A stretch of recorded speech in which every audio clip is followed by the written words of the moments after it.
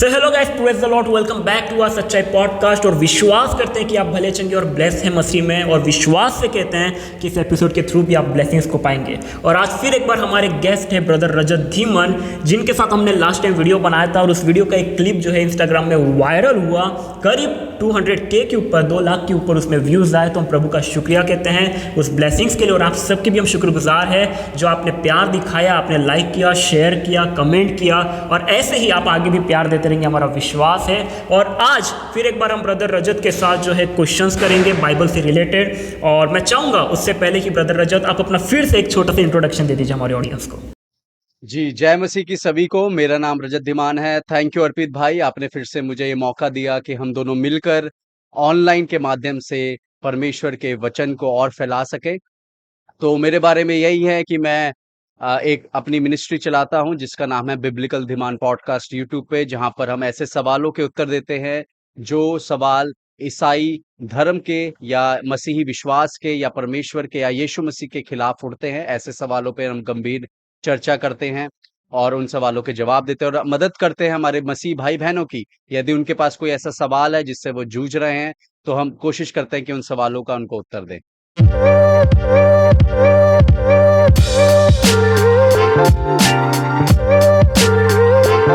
तो आइए दोस्तों, हम अपने फर्स्ट क्वेश्चन की और पहले क्वेश्चन की ओर बढ़ेंगे। ब्रदर रजत से हम पूछेंगे।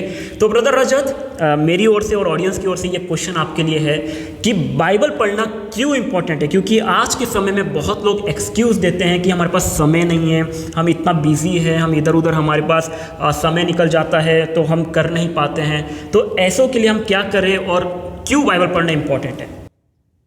जी, बहुत ही अच्छा सवाल है और मुझे लगता है ये बहुत सारे लोगों ने अलग-अलग समय में इस सवाल का जवाब दिया है। एक जी। एक प्रीचर थे जिनका नाम था चार्ल्स स्पर्जन। उनसे किसी ने पूछा कि प्रार्थना करना ज़्यादा ज़रूरी है या बाइबल पढ़ना ज़्यादा ज़रूरी है?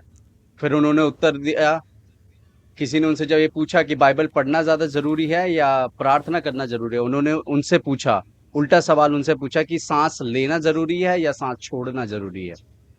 तो इसी तरीके से हमारे मसीह विश्वास में बाइबल पढ़ना और प्रार्थना करना बहुत ही ज़्यादा इम्पोर्टेंट है। जो एक सच्चा विश्वासी है अर्पित भाई, वो उसको पता है बाइबल की प्राथमिकता, बाइबल का वैल्यू पता है कि बाइबल पढ़ने से क्या होता है। और बाइबल में बहुत सारी ऐसी आयतें हैं जो हमें इनकरेज करती है कि हमें परमेश्वर के वचन को पढ़ना कितना ज़रूरी है। पर आज के दिन में, जैसे आपने भी बताया, लोग बोलते हैं, मसीही लोग बोलते हैं, यार हमारे पास समय नहीं है, हम बिजी हैं, या हमें समझ नहीं आती बाइबल में क्या लिखा हुआ है और क्यों इतनी हिस्ट्री हमें पढ़नी है। हमने स्कूल में भी हिस्ट्री पढ़ी, अब यहाँ पर भी इजराइली लोगों की हम हिस्ट्री को पढ़ेंगे। तो वो ये बोलते तो हैं कि हम मसीह हैं, पर जी। क्या वो मसीह पे विश्वास करते हैं? ये हम एक सबसे इम्पोर्टेंट सवाल हमें पूछना है। क्योंकि मुझे याद है कि जब मैं अपने पिछले विश्वास में था, तो मुझे पता था कि 25 दिसंबर को कोई यीशु मसीह नाम का व्यक्ति पैदा हुआ था जिसकी हमें छुट्टी मिलती है। और ये हाँ जी। हम ये सोचते थे कि यार वो तो गोरों का परमेश्वर, अंग्रेजों का भगवान है ना? तो मुझे यीशु के बारे में इतना पता था। पर जब आज के दिन में, जब मैं विश्वासी हूँ, जब मैं मसीह में हूँ, जब मैं बाइबल पढ़ता हूँ, तो मुझे ये पता लगता है कि मेरा रचयिता कौन है, मेरा क्रिएटर कौन है, मुझे सैल्वेशन, उद्धार कैसे मिला, यीशु ने मेरे लिए क्या किया, कि मैं ये सब बातें सिर्फ और सिर्फ मैं बाइबल के माध्यम से जान सकता हूँ। यदि यस। आप बोलते हैं, यदि कोई बोलता है कि मैं मसीह हूँ लेकिन बाइबल नहीं पढ़ता, तो वो मसीह को नहीं जानता। क्योंकि बाइबल ही है जो हमें यीशु मसीह के बारे में बताती है, परमेश्वर के बारे में बताती जी। है ना? तो मुझे लगता है कि बाइबल पढ़ना बहुत ही ज्यादा इंपॉर्टेंट है, सब बातों से परे है। तो मैं आपको कुछ हाँ जी। 7 बातें बताऊंगा, 7 ऐसे रीजंस बताऊंगा कि हमें बाइबल पढ़ना क्यों जरूरी है एक मसीह होने के नाते। पहला कारण ये है कि परमेश्वर अपने वचन के द्वारा बातें करता है। अगर हम जी। चाहते हैं कि परमेश्वर हमसे बात करें, तो हमें सिर्फ और सिर्फ बाइबल पढ़ना है। क्योंकि बाइबल बताती है परमेश्वर ने जो कहना था, वो हमें अपने पवित्र वचन में परमेश्वर कह चुके हैं। परमेश्वर कुछ जी। भी ऐसी बात नहीं करता जो बाइबल के बाहर है या आउटसाइड द बाइबल है। वो हर एक चीज अपने वचन से कहेगा। तो इसलिए हमें वचन पढ़ना बड़ा जरूरी है। दूसरा, तीमुथियुस 3:16 ये बोलता है कि संपूर्ण पवित्र शास्त्र परमेश्वर की प्रेरणा से रचा गया है और उपदेश, और समझाने और सुधारने और धर्म की शिक्षा के लिए लाभदायक है। जी। फिर इब्रानी 4:12 ये कहता है, इब्रानियों के 4:12 में यूं लिखा है कि क्योंकि परमेश्वर का वचन जीवित और प्रबल और हर एक दो धारी तलवार से भी बहुत चोखा है और प्राण और आत्मा और गांठ गांठ और गूदे गूदे को अलग करके आर पार छेदता है और मन की भावनाओं और विचारों को जांचता है। तो बाइबल पढ़ना में इसलिए जरूरी है क्योंकि परमेश्वर का ये वचन है और परमेश्वर हमसे अपने वचन से बातचीत करता है। मैंने बहुत लोगों को सुना है, लोग ये प्रार्थना कर रहे हैं, प्रभु हमसे बातचीत कर, हमें तेरी आवाज सुननी है, हमें जानना है तेरी आवाज कैसी है। पर बाइबल बताती है कि परमेश्वर ने अपना वचन दे दिया है, वो ही वचन है। बाइबल को खोलना बड़ा जरूरी है, तभी हम परमेश्वर की आवाज को सुन पाएंगे। और इसी तरीके से दूसरा पॉइंट ये मैं बताना चाहूंगा कि यीशु मसीह ने खुद अपने समय की बाइबल को पढ़ा है, जिसको हम पुराना नियम कहते हैं, जिसको हम तोरा कहते हैं, मूसा की पहली 5 किताबें। यीशु यीशु जब हम देखते हैं, यीशु का जब जन्म हुआ वो एक यहूदी परिवार में हुआ, और यहूदी परिवारों की एक परंपरा, ये संस्कृति होती है कि वो मूसा की किताबों को पढ़ते हैं। और हम देखते हैं कि यीशु ने बहुत बारी नए नियम में पुराने नियम को कोट किया है, पुराने नियम से बातों को कहा है। जब मत्ती 4 को पढ़ते हैं, जब यीशु मसीह की आजमाइश हो रही थी शैतान के द्वारा, तो यीशु मसीह ने हर एक जवाब शैतान को पुराने नियम के वचनों से दिया। तो ये हमें दिखाता है कि जब हमारे पिता, जो हमारे प्रभु यीशु है, उन्होंने अपनी बाइबल पढ़ी अपने समय की, तो हमें कितनी ज्यादा जरूरी है अपनी बाइबल को पढ़ना। और उसी तरीके से तीसरी बात यह है कि जो यीशु के चेले थे, उन्होंने भी अपनी बाइबल को यानी पुराने नियम को पढ़ा था। जैसे मैंने बताया कि यीशु के ज्यादातर चेले यहूदी थे, और यहूदियों की ये परंपरा है, संस्कृति की, अपने किताबों को पढ़ना। और जितने भी गॉस्पल्स हैं, जो 4 सुसमाचार है, वो उसमें बहुत सारी जो आयतें हैं वो पुराने नियम से ली गई है। चाहे वो पतरस है, चाहे पौलुस है, चाहे और भी जो लेखक हैं बाइबल के, उन्होंने अपनी पत्रियों में, अपनी किताबों में पुराने नियम का जिक्र किया। तो इससे ये पता लगता है कि यीशु ने भी और चेलों ने भी अपने समय की बाइबल को पढ़ा है। और चौथी बात, बाइबल हमें सिखाती है कि हमें अपने मन को नया करना है, क्योंकि हम एक पुराने विश्वास से, एक पुरानी विचारधारा से आए हैं। तो जब यीशु मसीह को हम जानते हैं या यीशु मसीह पे विश्वास करते हैं, तो हम एक नई सृष्टि बन जाते हैं। जब हम एक नई सृष्टि बन जाते हैं, तो हमें एक नए तौर तरीके से अपने जीवन को जीना बहुत जरूरी है। रोमियो 12:2 में ऐसा लिखा है, पौलुस ऐसा कहते हैं कि इस संसार के सदृश ना बनो, परंतु तुम्हारे मन के नए हो जाने से तुम्हारे चाल चलन भी बदलता जाए, जिससे तुम परमेश्वर की भली और भावती और सिद्ध इच्छा अनुभव से मालूम करते हो। कितनी अच्छी बात है कि जब हम बाइबल पढ़ते हैं, बाइबल बताती है कि जब हम बाइबल को पढ़ते हैं, वो हमारे मन को नया करती है, जिससे हम परमेश्वर की इच्छा को जान सकते हैं। है ना, हम बहुत ज्यादा फ्रस्ट्रेट होते हैं, हम जब लाइफ डिसीजंस लेते हैं, हम सोचते हैं प्रभु कब ये होगा, कैसे हमें आपकी इच्छा पता लगेगी। पर बाइबल हमें बार बार यही बात बता रही है कि परमेश्वर का वचन पढ़ने से ही हमें परमेश्वर की इच्छा का मालूम चलेगा, क्योंकि परमेश्वर हमसे अपने वचन से बात करता है। तो जब हम वचन पढ़ते हैं, तो हमारा जब मन नया होता है, तो हमें नई नई बातें, हम ऐसी बातों को करते हैं जो परमेश्वर को पसंद आती है। हम ऐसे पापों को नहीं करते जो परमेश्वर जिनसे घृणा करता है। तो 5वां पॉइंट भी हमारा यही है कि जब हम बाइबल पढ़ते हैं, तो हम पाप करना कम कर देते हैं। क्योंकि मुझे याद है, जब मैं पिछले विश्वास में था, यदि मान लीजिए कोई पिछले विश्वास में था और मसीह को जानने के बाद भी उतने ही पाप कर रहा है, सेम पाप कर रहा है, तो इसका मतलब है कि वो यीशु को नहीं जान रहा है। और वो यीशु को इसलिए नहीं जान रहा है क्योंकि वो बाइबल को नहीं पढ़ रहा है।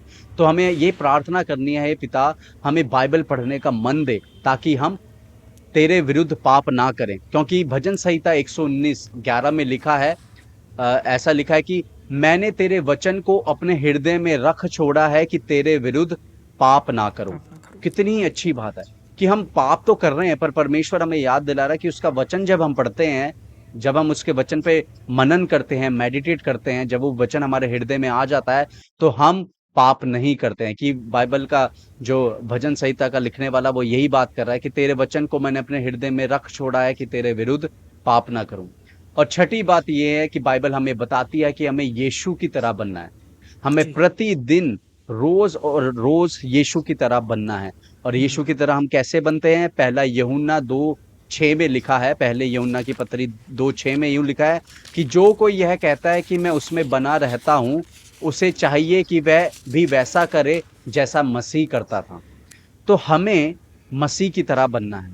मसीह ने अपने समय की बाइबल पढ़ी, मसीह ने अपने समय का पुराना नियम पढ़ा, मसीह ने परमेश्वर की बात को माना, आज्ञा को माना और हमारे पापों के लिए मारा गया। तो हमें प्रतिदिन मसीह की तरह बनना है। और सातवीं बात ये है कि यीशु मसीह कहते हैं कि तुम यदि मुझसे प्रेम करते हो तो मेरी आज्ञाओं को मानोगे। मानोगे।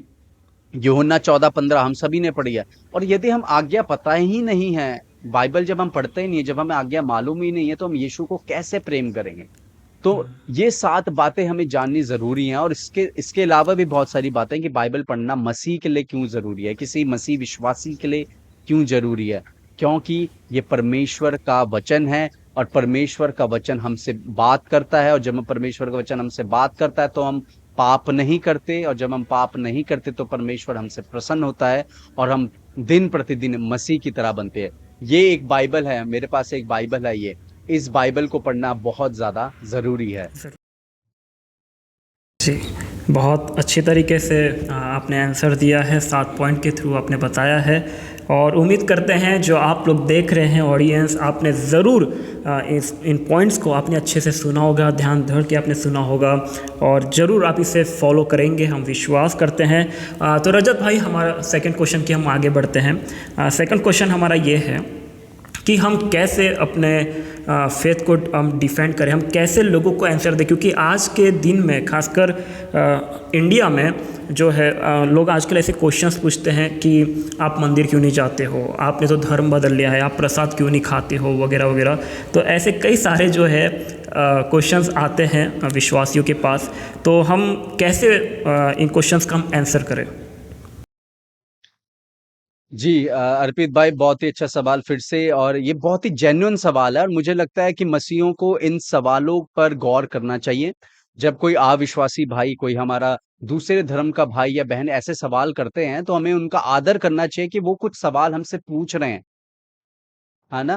पहला पत्रस 3:15 में ऐसा लिखा है कि हमेशा तैयार रहो अपनी आशा, जो आपके अंदर जो आशा है उसका जवाब देने के लिए। यदि कोई आपसे आपकी आशा के सवाल, आप आशा के लिए, जब कोई यदि आपसे आपकी आशा के बारे में सवाल पूछ रहा है, तो हमें हमेशा तत्पर रहना है कि हम उसका जवाब दें। तो मैं बहुत ज़्यादा तारीफ़ करता हूँ, सराहता हूँ उन लोगों के लिए जो ऐसे सवालों को करते हैं कि हमें, कि मसीह लोग तो भई हमें चर्च बुला लेते हैं लेकिन मंदिर नहीं आते हैं। हम उनके घर का खाना खा लेते हैं लेकिन वो प्रसाद नहीं खाते हैं। है ना? ऐसे बहुत सारे जी। सवाल हैं। हाँ, और करेक्ट। इसका सिंपल आंसर ये है, हम प्रसाद क्यों नहीं खाते हैं? सिंपल आंसर और डायरेक्ट आंसर उसका ये है, हम इसलिए प्रसाद नहीं खाते क्योंकि हम मूर्तियों पर विश्वास नहीं करते। नहीं करते। है ना? करेक्ट। तो जी। सिंपल जवाब ये एक है कि हम मूर्तियों पे विश्वास नहीं करते, तो इसीलिए हम वो प्रसाद है नहीं खाते। और बाइबल में कुछ पैसेजेस हैं, कुछ ऐसे पद हैं जहां पर इन बातों के बारे में लिखा है। खास तौर से जो बहुत ही ज्यादा प्रसिद्ध एक प्रसाद खाने के ऊपर बाइबल में लिखा हुआ है, वो है पहला कुरिन्थियों 8 का। और उसके बाद प्रेरितों के काम 15 का 29 में ऐसा लिखा हुआ है। तो इन जी। दोनों पदों में, अर्पित भाई, इन दोनों पदों में एक कॉन्टेक्स्ट है, एक संदर्भ है, एक बैकग्राउंड है। क्यों पौलुस, प्रेरित पौलुस हमें प्रसाद खाने से, या जितने भी डिसाइपल्स थे, प्रसाद खाने के लिए मना करते हैं। तो पहला कुरिन्थियों 8 में, जो मैं थोड़ा सा कॉन्टेक्स्ट आपको देता हूं, कि पहला कुरिन्थियों 8 में पौलुस उन विश्वासियों को एड्रेस कर रहा है, उन विश्वासियों से बातचीत कर रहे हैं जो विश्वास में बहुत स्ट्रांग है, बहुत जी। मजबूत हैं।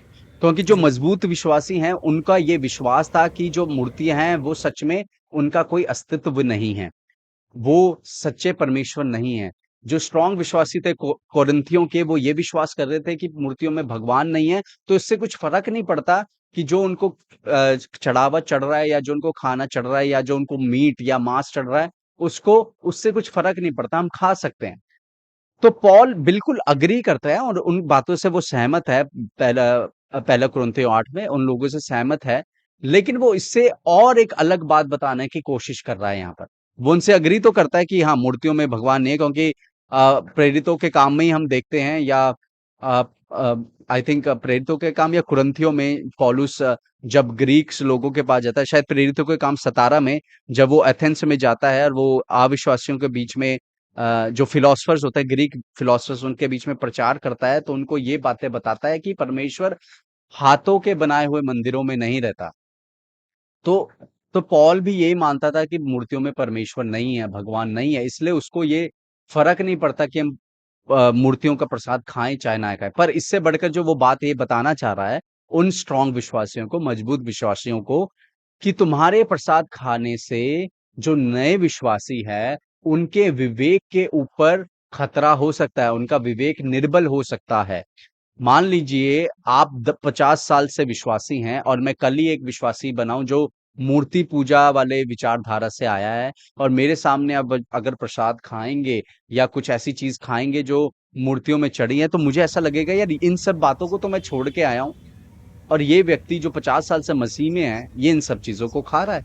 तो इससे मेरे विश्वास पे एक फर्क पड़ेगा। इसलिए यस। पहला कुरिन्थियों 8:7 में पौलुस यूं कहता है, परंतु सबको यह ज्ञान नहीं। कौन सा ज्ञान? कि मूर्तियों में परमेश्वर नहीं। तो पौलुस ये कह रहा है कि परंतु सबको यह ज्ञान नहीं, परंतु कितने तो अब तक मूरत को कुछ समझने के कारण मूर्तों के सामने बलि की हुई कुछ वस्तु समझकर खाते हैं, और उनका विवेक निर्बल होकर अशुद्ध हो जाता है, क्योंकि उनका जो विवेक है, कॉन्शियस है, वो निर्बल हो जाता है ना। तो इसलिए एक कारण ये है हमें मसीहों को प्रसाद क्यों नहीं खाना चाहिए, क्योंकि मसीहों का जो विश्वास है वो मूर्तियों में नहीं है, और जब मूर्तियों में विश्वास नहीं है तो वो प्रसाद खाना जरूरी नहीं है। और पौलुस ये बताते हैं कि कुछ खाने से कोई लाभ नहीं और कुछ ना खाने से कुछ हानि नहीं। पहला कुरिन्थियों 8 जब हम पढ़ेंगे, पहला कुरिन्थियों 8 का 8 चैप्टर से 10वें चैप्टर तक पूरी डिस्कशन इसी के बारे में है। तो हम मसीहों को साफ और सीधे तरीके से जब कोई हमसे ऐसे सवाल पूछता है कि क्यों नहीं खाते, हमें ये बताना जरूरी है कि भाई और बहन, हम परमेश्वर पर विश्वास करते हैं जिसकी कोई मूर्त नहीं है, वो एक आत्मा है, बाइबल बताती है। तो हम उन चीजों को नहीं करते जो बाइबल में नहीं लिखी हुई, पर हमें उनका सम्मान करना है। हमें उसमें ये नहीं बताना है कि तुम्हारे खाने में कुछ जहर है या तुम्हारे खाने में कुछ बासी है, ऐसा कुछ नहीं होता प्रसाद में। प्रसाद बिल्कुल एक श्रद्धा के साथ बनाया जाता है जो मूर्ति को चढ़ाया जाता है, पर हमें उन्हें बताना है कि भाइयों और बहनों, हम उस मूर्ति पे अब और पूजा नहीं करते, उस मूर्ति पे और आराधना नहीं करते, नहीं मानते, तो हम नहीं खा सकते। और जो इसके अलावा जो दूसरे सवाल उठते हैं, तो हमें उनका जवाब ऐसे ही देना है जो हमने पहले क्वेश्चन में डिस्कस किया है, कि हमें जब बाइबल पढ़ते हैं तो हमें उन सवालों के जवाब मिलते हैं जो लोग हमसे पूछते हैं। जी। तो हमें बाइबल पढ़ना बहुत ज़्यादा ज़रूरी है। मैं फिर से उसी बात में आऊँगा कि जब हम बाइबल को पढ़ते तो हमें इन सभी बातों का ज्ञान होता है। बहुत से विश्वासियों को पता ही नहीं कि बाइबल में प्रसाद खाने के बारे में भी बातें कही हैं, जो अभी पहला कुरिन्थियों 8 के बारे में हमने पढ़ाई की है, जो बातें की है। जी। तो इसलिए बाइबल पढ़ना ज़रूरी है, ताकि हम उन डिफेंड कर सके अपने विश्वास को। हम विश्वास के अपने जो आशा है हमारे जीवन में यीशु की, उसको हम बता सके लोगों को कि प्रसाद खाना या मंदिर जाना क्यों हम नहीं मानते, क्योंकि हमारा कोई विश्वास नहीं है। अब मान लीजिए मेरी मेरी मेरी वाइफ है, मेरी वाइफ के साथ मेरी एक वाचा है, मेरे कुछ वायदे हैं, जी। और जब मेरे वो वायदे हैं और जो मैंने उससे वाचा बांधी है, तो मैं किसी और पराई स्त्री के साथ कोई संबंध नहीं बना सकता, जी, करेक्ट। क्योंकि मैंने अपनी पत्नी के साथ एक वाचा बांधी है। उसी तरीके से मैंने अपने परमेश्वर के साथ एक वाचा बांधी है। मैंने अपना जीवन परमेश्वर को दिया है कि हे प्रभु, मैं तुझ पे विश्वास करता हूँ क्योंकि मैं एक पापी हूँ। तो उसी तरीके से जो तुझे पसंद नहीं, मैं वो नहीं करूँगा, करेक्ट। है ना। तो वही मेरी वाचा परमेश्वर के साथ है। और सवाल लोग पूछते हैं, अविश्वासी भाई बहन पूछते हैं कि तुमने धर्म बदल लिया, तुमने तो अपना बाप बदल लिया। मैंने यही बात मैं अपने पिछले वीडियोस में भी कर रहा था कि हमने कोई धर्म नहीं बदला। जी। मैं अभी भी हिंदू हूँ। मैं जी। अभी भी भारत में रहता हूँ, मैं हिंदू हूँ। क्यों? भारत जी। में जो भी रहता है, जो इंदस वैली में रहता है, जो सिंध नदी के आसपास रहते हैं, वो जी। सभी हिंदू है। यदि कोई जी। फॉरेनर इंडिया में जन्म लेता है, जो जिसके पेरेंट्स अमेरिकन है लेकिन वो इंडिया में जन्म लेता है, वो भी हिंदू है। जी। सिर्फ और सिर्फ अलग क्या है? हमारा विश्वास। और वो विश्वास। विश्वास हमने हृदय से किया है, अपने हृदय परिवर्तन हुआ है। मैं जी। अभी भी रजतधिमान हूँ, मेरा अभी भी आधार कार्ड सेम है, मैं अभी भी एक सेम कंट्री में रह रहा हूँ, मैं सेम खाना खा रहा हूँ, मेरा कुछ नहीं बदला, सिर्फ और सिर्फ एक विश्वास बदला कि मैं यीशु पे विश्वास करता हूँ। विश्वास करता हूँ, यस। है ना? और जी। लोग बोलते हैं कि जी अंग्रेजों के आने, अंग्रेज जब आए 1800 में वो मसीहत को लेके आए भारत में, ऐसा नहीं है। Bible correct. बताती है कि संत थॉमस, जो सेंट थॉमस यस, है, वो करेक्ट। पहली सदी में ही सबसे भारत पहले। में आ गए थे। साउथ इंडिया में, दक्षिण भारत में वो आए थे, उन्होंने यीशु के बारे यस। में बताया और वहां से कलीसिया शुरू हुई। तो जो मसीही धर्म है या मसीही विश्वास भारत के लिए कोई नया नहीं है, ये 200 साल पुराना नहीं है, ये 2000 साल पुराना है भारत में। पुराना है। जी। और मसीह करेक्ट। तो हमें पूरे ही बिल्कुल दृढ़ के साथ हमें लोगों के जवाब देने और ये बताना है कि हम क्यों यीशु पे विश्वास करते हैं। और इसके साथ साथ हमारा भारत का संविधान भी हमें ये पूरी अनुमति देता है कि हम किसी भी धर्म को या किसी भी विश्वास को अपना सकते हैं, प्रैक्टिस कर हाँ जी। सकते हैं। करेक्ट। तो हमें भाई बहनों, हमारे मसीह भाई बहनों को यही मेरा एक मैसेज है कि जब भी कोई सवाल आता है, सबसे पहले प्रार्थना करें और जिसने सवाल किया है उसका धन्यवाद करें और उस सवाल का जवाब बाइबल में ढूंढे। बाइबल में नहीं मिलता तो अपने पासबान से पूछे या लीडर से पूछे, या इंटरनेट पे बहुत सारे रिसोर्सेज है, फ्री वीडियोस है, जी। उनको देखें कि बाइबल उन मुद्दों के बारे में क्या बातचीत कर रही है। तो ऐसे सवालों के जवाब हमें देना बहुत जरूरी है। हमें शर्माना नहीं, हमें डरना नहीं है कि लोग क्या कहेंगे। हमें जी। बिल्कुल नहीं डरना, हम मसीह में विश्वास करते हैं और हम कुछ गलत नहीं कर रहे हैं। हम जो कर रहे हैं वो परमेश्वर को प्रसन्न आना चाहिए, वो इसलिए हम वो चीजें कर रहे हैं। करेक्ट। बहुत अच्छी बात आपने कही है। फिर एक बार आपने बताया है, क्योंकि रिसेंटली आप जो हमारा लास्ट वीडियो था रजत भाई, आपको भी शायद पता होगा, तो कई सारे कुछ ऐसे कमेंट भी आए थे हमारे वीडियोस में कि बाइबल पढ़ लिया लेकिन गीता नहीं पढ़ा, और भी कई कई बुक्स नहीं पढ़े और पता होता। राइट। लेकिन आपने काफ़ी अच्छा आंसर दिया है उसके ऊपर, कि सेंट जो थॉमस है, थोमा जो है वो पहले ही आ गया था। और ये बात हम लोग भी मानते हैं, क्योंकि आज के समय में लोग कहते हैं कि अंग्रेज़ों से ये आया है, लेकिन हकीकत तो वही है। जो बुद्धिमान है वो जानता है इस बात को, समझता भी है और एक्सेप्ट भी करता है कि हाँ भाई, जो विश्वासी, जो क्रिश्चियनिटी है, जो प्रभु यीशु मसीह का सुसमाचार लेकर आया था, वो थोमा था पहला, और उसके द्वारा आज मसीहत इंडिया में पहुंची है।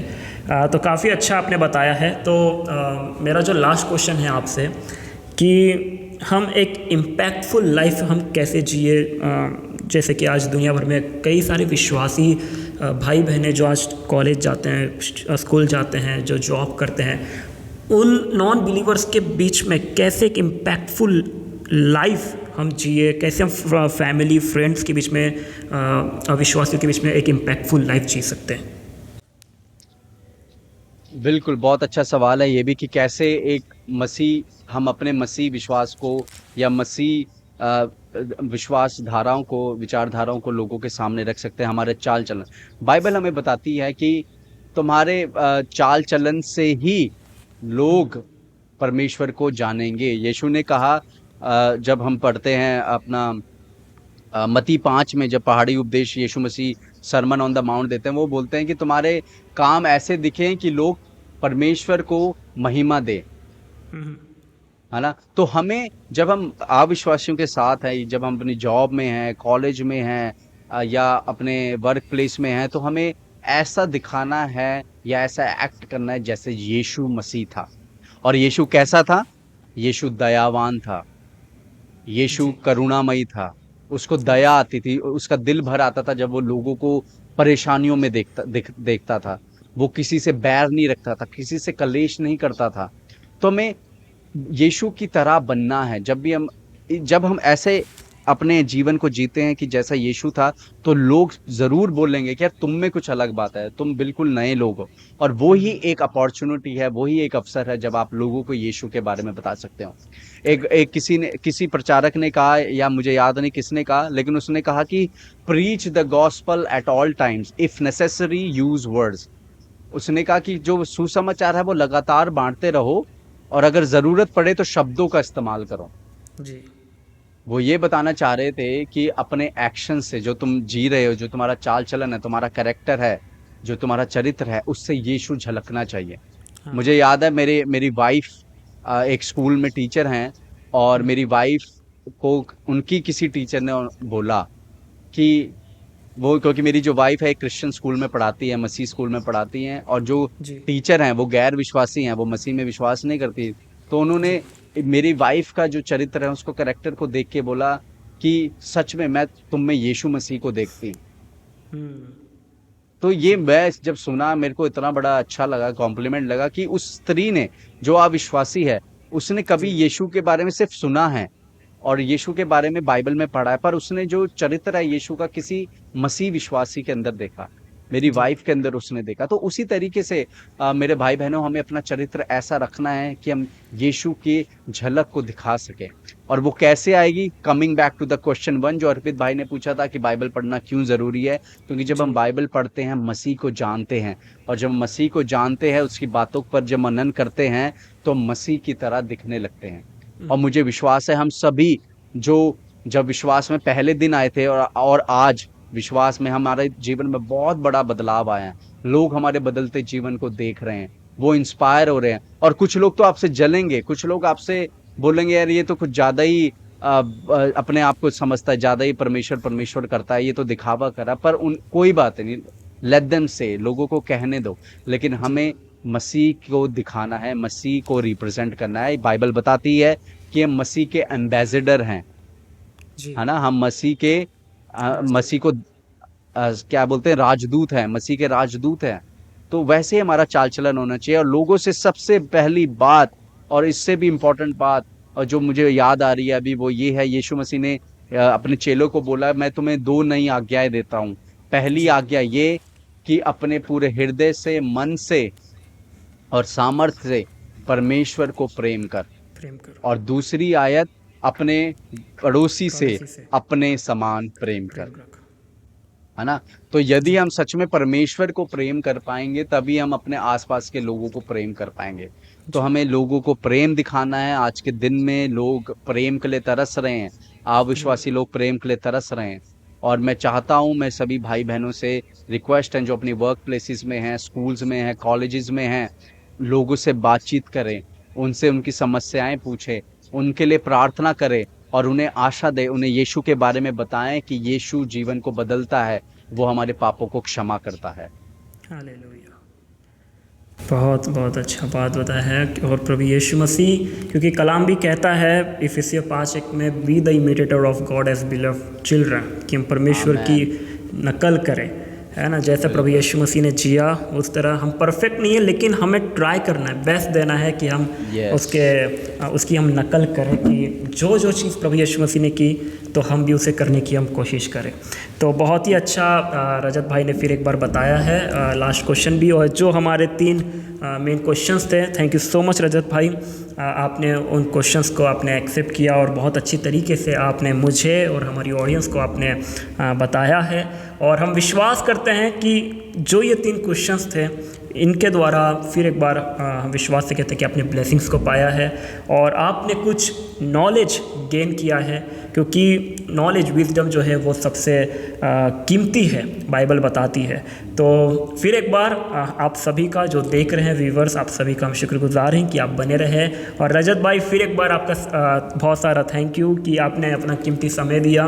और यह समय रात का है जब हम वीडियो जो है रिकॉर्ड कर रहे हैं, क्योंकि शोर शराबा होता है, लेकिन आपने फिर भी अपना कीमती समय दिया कि हम इस बात में, इस टॉपिक पे, इस क्वेश्चंस पे हम जो है डिस्कस कर सके। फिर एक बार खुदावंद का हम शुक्र करते हैं। रजत भाई, आपका शुक्रिया, और ऑडियंस का शुक्रिया, और हम मिलते हैं फिर एक बार अपने नेक्स्ट एपिसोड में। तब तक के लिए स्टे ट्यून्ड। ना कुछ नुकसान देवेगे, हनेरी दी बाबा तेनू तपाली जे।